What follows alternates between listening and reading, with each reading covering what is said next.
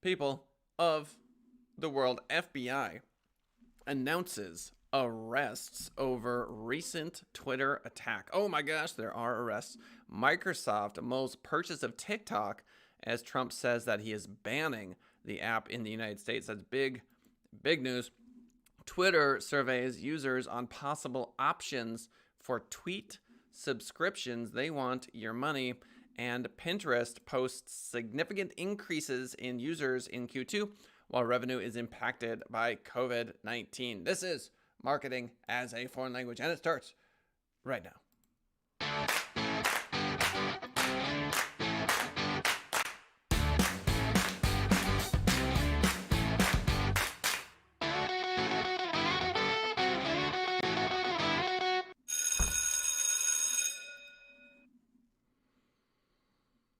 Hello, hi. Thank you for everyone who hit the like button. Much thank you. FBI announces arrests over recent Twitter hack after Twitter yesterday provided an updated overview of how its recent high-profile Bitcoin scam hack occurred, in which various celebrity accounts were taken over by the hackers. The FBI has today announced that a man, oh my, in Florida, of course, why Florida? Why always Florida?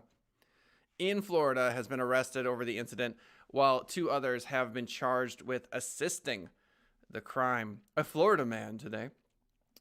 As reported by The Verge, quote, early this morning, the FBI IRS, don't even know what that is, U.S. Secret Service and Florida law enforcement placed a 17-year-old,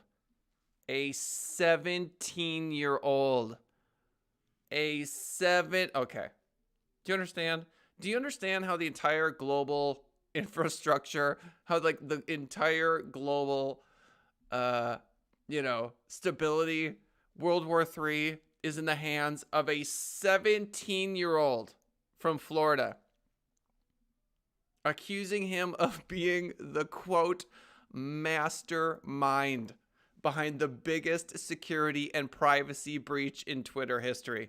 Two more individuals were formally charged by the U.S. Department of Justice, including 22-year-old Nima Fazeli in Orlando and 19-year-old Mason Shepard in the UK. They go by the hacker aliases Rolex and Chaywan. So you're going to be hearing a lot about Rolex and Chaywan. Are you kidding me? Oh, no. We live in a world where a 17-year-old can hack into Twitter and access the most popular Twitter accounts on the planet, former presidents, and, just write whatever they want. The details emerging largely align with those provided by two hackers who spoke to the New York Times about the incident earlier this month. New York Times said that the hackers they interviewed, who both claimed to have participated in the Twitter profile heist, were following the lead of a key player named Kirk. One of the hackers they spoke to was based in the US, the other in the UK. All three are reportedly in their late teens or early 20s. Insane. According to reports, Fazeli and Shepard connected with Kirk via Discord discussion with the following chat log listed in the case file. I work for Twitter. I can claim any for you, any profile. Let me know. Don't tell anyone. LOL. Prove it. Give me your Twitter handle. I'll pull it up. Oh my, I am saying.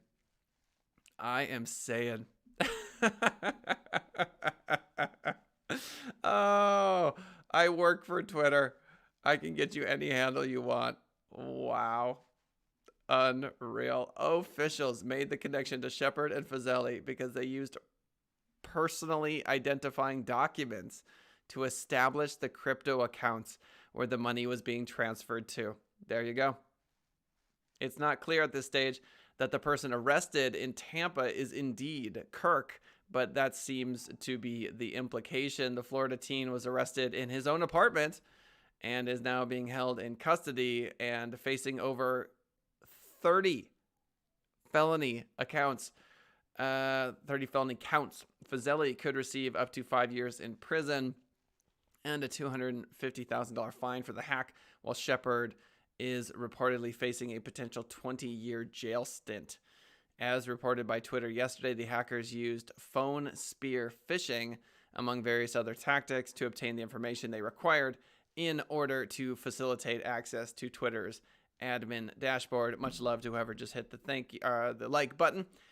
Phone spear phishing, as we covered in a previous episode, or vishing, as some have called it, involves convincing the person you're speaking to that you're an administrator. We kind of talked about how it's easier the more information you have to get people to trust you, because you can authenticate various things about your life, etc. We'll likely have to wait till the case is finalized before we hear more, but the incident highlights not only the importance of security at the world's largest social networks, but also the risks hackers are taking by engaging in such crimes. As noted by Hillsborough State Attorney Andrew Warren, quote, "This is not a game. These are serious crimes with serious consequences. And if you think you can rip people off online and get away with it, you'll be in for a rude awakening." Of course, we can't trust anything online, it turns out, because we don't know if the author is actually the author. With deepfake, we don't know if the person saying it is actually the person saying it. It's crazy. We're all going to have to get better at our skepticism. Our online skepticism is going to have to increase. It's tough to navigate the internet in 2020. And 17-year-old? Of course it's a 17-year-old. Who's going to get tried as an adult? Whose life is, absolutely... I mean, he'll be famous, I guess. But I'll take a hard pass on living that life. Are you kidding me? I work for Twitter. I can claim any handle for you. Let me know. Don't tell anyone. LOL. Prove it. This sounds exactly like what would happen on a Discord. And for those of you that are unfamiliar with Discord, this is basically Discord. LOL. Prove it. Cool. That's Discord for you. Microsoft mulls purchase of TikTok as Trump says that he is banning the app. This is big news. This is huge news. If you are a TikToker and the president of the United States is about to ban something where you went viral on, where you're making money on it, I'm not sure you care that it's a Chinese company that, copies the clipboard information. I'm not sure you care if, the geopolitical ramifications of a Chinese company growing a user base and having access to information that is being placed on the platform. I'm pretty sure you're just really upset that you can't use your social media platform. And we're going into an election year. There aren't, I would argue that the vast majority of TikTokers are under the age of 18, or I can't say that for sure, but I know that a lot are. And so Trump is playing a little bit in the political space here, in what could be a bad move for the youth vote, if that's something he even cares about. But at the end of the day, holy smokes, huge news, banning TikTok. That's a big deal. Earlier today, Bloomberg reported that the U.S. government is planning to announce a decision which would essentially order China-based ByteDance to divest its ownership of short-form video app TikTok or face a total ban in the American market. I want to say India already banned TikTok, so we wouldn't be the only one. So let's take a look here. India bans TikTok. Make sure, is TikTok banned in India? India has banned 59 Chinese phone apps, including the popular messaging app WeChat and video sharing app TikTok. Okay, so we wouldn't be the only country that had banned them. The White House has been considering a ban on TikTok over the last few weeks due to rising concerns about its potential links to the Chinese government, with speculation ramping up after India banned the app last month. Last week, the U.S. House of Representatives voted to have the app banned from all government-issued devices. The suggestion alone that the U.S. could be close to putting that level of pressure on ByteDance is significant. But then just over an hour later, Bloomberg followed up with a report that Microsoft is now considering an acquisition of TikTok's operations in the U.S. What? That would be a major shift in the tech space. Microsoft already owns one social network, LinkedIn. I did not know that. But the acquisition of TikTok would enable it to enter an entirely different element of the market. Oh, for sure. And one which seems largely outside of Microsoft's current comfort zone. If you're Microsoft, you're smelling a deal right now. Am I right? You're going, okay, ByteDance, TikTok, how about you sell us your US rights that are about to crash to zero value? How about, like, I wouldn't be surprised if the current administration was in talks with Microsoft, if there was some sort of like, hey, let's buy this for the cheapest possible deal. Because think about that, like the TikTok marketplace in the United States is worth a lot of money. And if the government comes in and says, we're going to ban you, effectively drop your value in this country to zero unless Microsoft buys it for pennies on the dollar. I mean, this just sounds like negotiating 101. So that would be a major shift in the tech space. It would. Okay. Indeed, while Microsoft has made various attempts to establish a more significant presence in the social space, particularly in terms of reaching younger audiences, most of those efforts have fallen flat. Jason Noggle writes, I wonder what the price tag would be. I do too, actually. So how much is TikTok in the USA worth? I don't know. Who knows if they're going to get... Okay. The proposal valued TikTok at about $50 billion, but some ByteDance executives believe the app is worth more than that. ByteDance acquired Shanghai-based video app Musical.ly in a $1 billion deal in 2017. So here in Business Insider, blah, blah, blah, blah, blah. ByteDance had received a proposal for some of its investors. Let's see. Is this just the United States? That's what I need to know here. Wow. Okay. Going all the way down here. ByteDance offers to divest its stake in TikTok's U.S. operations to avoid Trump ban. Oh, so they did offer to divest its stake. Okay.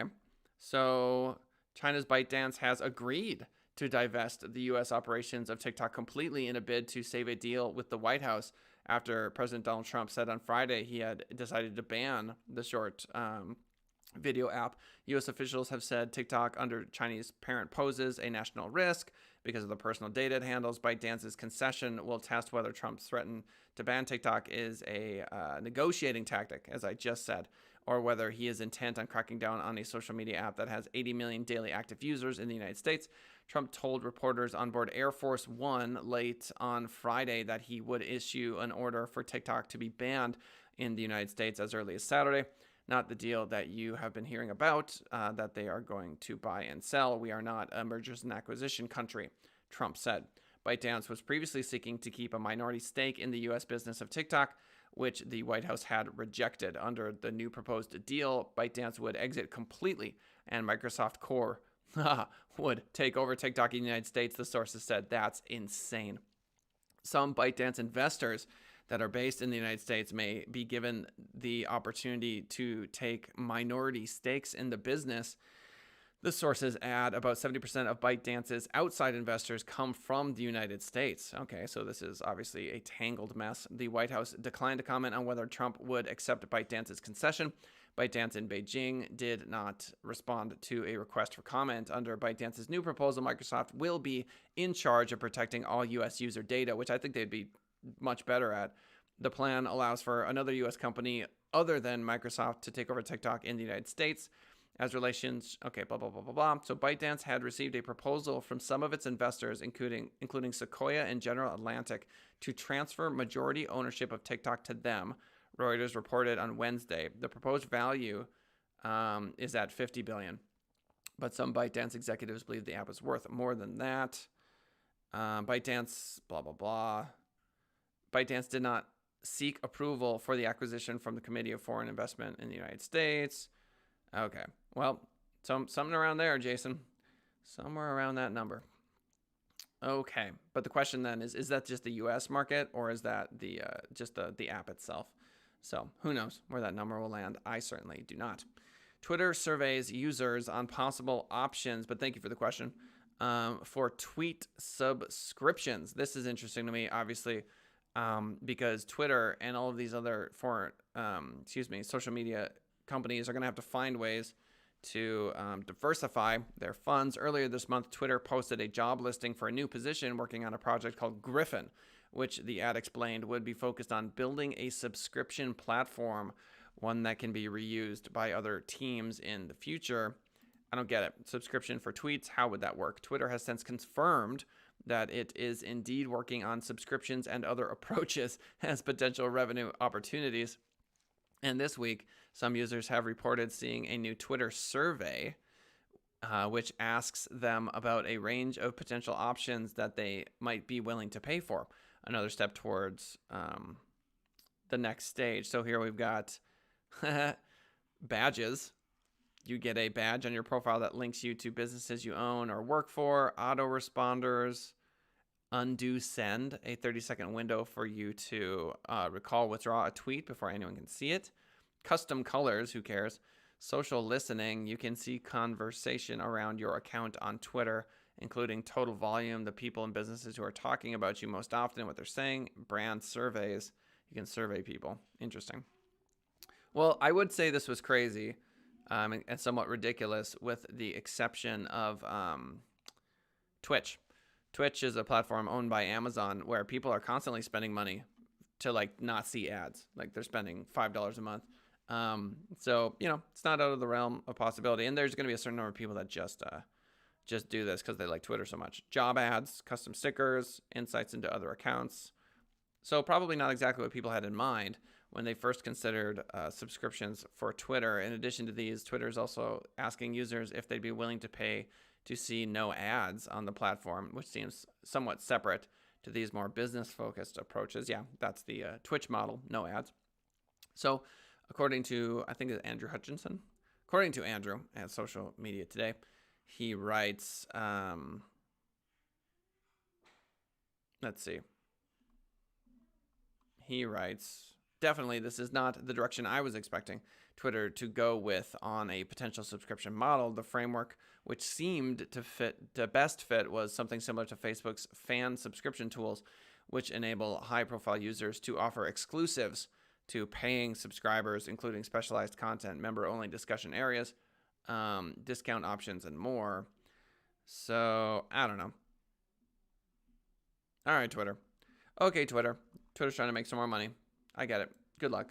Pinterest posts significant increase in users in Q2 while revenue is impacted by COVID-19. Pinterest has crossed the 400 million user threshold as it continues to see more usage during the COVID-19 pandemic, while the platform has also posted a 4% increase in revenue in Q2, as per the company's latest performance update. First off, on users, Pinterest added 49 million. Okay, we have to look at Pinterest stock. Pinterest stock, Pinterest stock. Where is our Pinterest stock at? Oh my geez, hello. Look at that. Oh my gosh. I was just talking about Pinterest stock. $25 to $36. Oh, we missed it. Oh man. I was just talking about this. Dang it. Oh my gosh. I was just talking about Pinterest. Okay, fine. Pinterest stock absolutely exploding. Given the lockdowns and people seeking for ways to stay connected and entertained and to shop for products online, that growth is not a major surprise. But it is worth noting that Pinterest's 39% year-over-year growth rate is better than the same at Facebook, Snapchat, and Twitter. Pinterest is no joke. It is also significant improvement on Q1, where Pinterest posted a flat result in growth momentum. In this sense, the jump to 39% growth is significant, probably reflected in the stock price here. Shares in Pinterest surged 25% on the announcement. Unreal. Pinterest CEO Ben Silbermann writes, people need Pinterest in Q2. They needed a service that helped them adjust to radically changed circumstances, one that inspired them to cook at home, build vegetable gardens, plan activities for their kids, and set up remote offices and home gyms, to name just a few typical COVID-19 related use cases we saw during the quarter. Pinterest has previously noted these trends, and clearly there's a growing use case for the platform. And with e-commerce sales rising fast due to the lockdowns, the platform definitely stands to benefit. Jason Noggle writes, price target went from $22 to $44.50. Yeah, I'm kicking myself because I was just talking about Pinterest stock.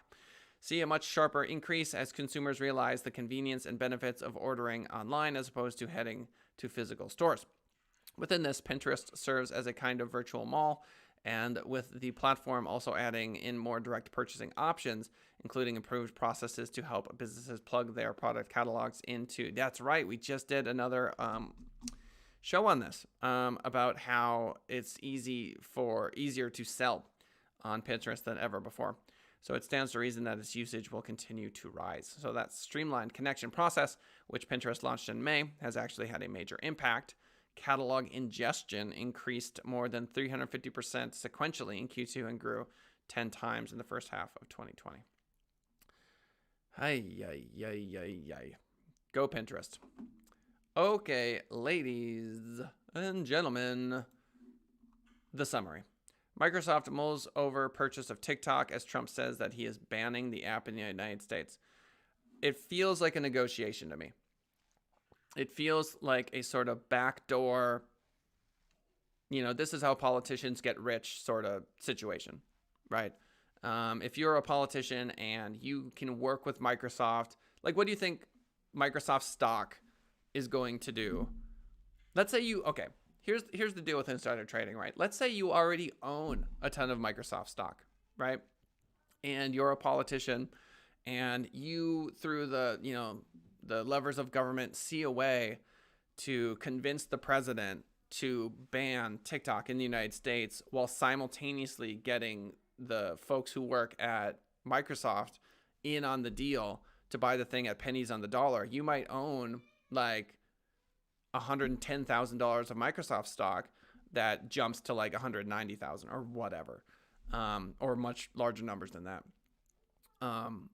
I can't help but see the deal here. I can't help but see the business deal that's going down because it's in America's best interest to buy a Chinese company at pennies on the dollar, and it's in TikTok's best interest to just sell the stupid thing because they can't control the United States government. So they may as well just sell it. And so you get this great deal. TikTok people get to stick around and, whatever, not lose their profiles. So yeah, I see a sale to Microsoft in the future. And if not Microsoft, maybe another major American company. But it seems like Microsoft would be the main one to do it. And they'd be stupid to not purchase this platform. It's on fire. Whether or not they'll manage it, who knows?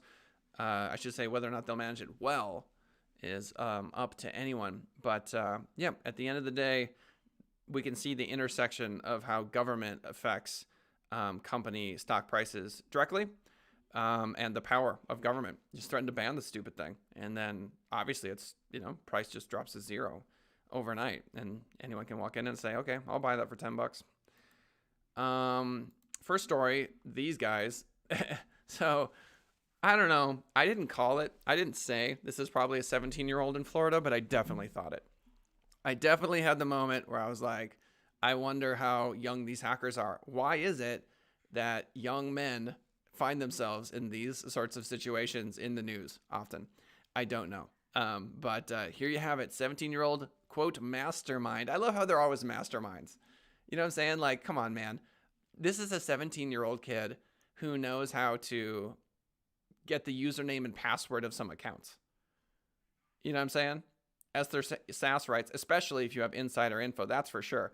And if you're trying to increase the value of Microsoft stock and you're not the president, you're like a guy who knows a guy who can put a bug in the ear of the president, why wouldn't you do that? Right? Wouldn't you just go, oh, hey, maybe you should ban TikTok, or like just the levers of power that just seems like you could subtly influence things in your favor and never be caught for insider trading because you just mentioned it to someone, at one point, and there's no email trail. There's none of that. So, I mean, it's hard to prosecute insider trading. Who stands to benefit from that, But yes, here we've got the 17-year-old mastermind. I just love how they get this title mastermind when all they're doing really is going on a Discord and saying, hey, I can get you access to these Twitter handles because I work here. Excuse me. And, they got them the username. Look, getting into a Twitter account you need a username and password. It's not that crazy, and then maybe a two-factor authentication. I don't know if Twitter has two-factor authentication where like you have to send a text to a cell phone, but if they did, and it's going to Barack Obama's personal cell phone, something tells me that they don't have two-factor authentication. Otherwise, they wouldn't have gone into these accounts. And if that's the case, if these major Twitter accounts don't have two-factor authentication, that's just nuts. That's just nuts. So anyway, it is sort of the stereotype of like young man hacks major corporation, proves to old Zoomers. Have you ever been called a Zoomer? I've been called a Zoomer. You know what a Zoomer is? A Zoomer is a millennial. So I'll be on my Twitch stream playing chess and they'll be like, at Zoomer. I'm like, what? They'll be like, oh, what's on your Discord? I'm like, I don't have a Discord. They're like, Zoomer. So I'm a Zoomer apparently because I don't understand what's going on. Anyway, not surprising to me that a 17-year-old hacked Twitter. Who would pay for a subscription on Twitter? I wouldn't. Chat, would you? I would not. I'm gonna take a hard pass on a Twitter subscription. But then again, I never use Twitter for anything. They're gonna make a ton of money, even if they roll this out. They're gonna make a ton of money because you're probably gonna have at least like a 10%, 5 to 10% adoption rate. And if that's $5 per month over millions of viewers, yeah, there's a good chance that you're gonna make millions of dollars. If they pull ads, so you don't have to see ads. There's just tons of different ways that Twitter can make money off this. Esther Esas is going with nope. She's not paying for the Twitter subscription. I'm certainly not. No, thank you. Not this guy. And then, we can all collectively kick ourselves because in an episode, just a recent episode, I was talking about Pinterest and Pinterest stock and how it looks yummy. Yummy and delicious. And so here we are with a massive jump off of news from Pinterest. Here you can see the jump. Oh my gosh. March 13th, $14. It was $14 on March 13th. What planet am I on that I didn't see that opportunity? I don't know. Earth, obviously, but mentally, who knows? Who knows? Well, ladies and gentlemen, I went up to Mount Charleston this weekend. Fletcher Canyon is where we ended up going. Fletcher. Have you ever been? Fletcher Canyon. Oh my gosh. See this rating? 4.5 stars? I did call it. Totally called it. Fletcher Canyon is gorgeous. Images? So if you get a chance to swing up by Fletcher Canyon, I highly recommend it. Look at this. You see this over here? It is gorgeous. Absolutely gorgeous. So you don't feel like you're in Vegas anymore. You feel like you're in some other, I don't know. Feels like you're in Utah or something. It's so cool. And it's the first trail that appears on Mount Charleston. So next time you swing up there, might I recommend the Fletcher Canyon Trail. Slight incline basically the whole time. It's good stuff. So anyway, so much Monday, so much internet marketing. Thank you all for swinging on by. Very much appreciated. And thank you, Esther, for the comments. And Jason, we appreciate it. And we'll see y'all tomorrow, same time, same place. And that is goodbye.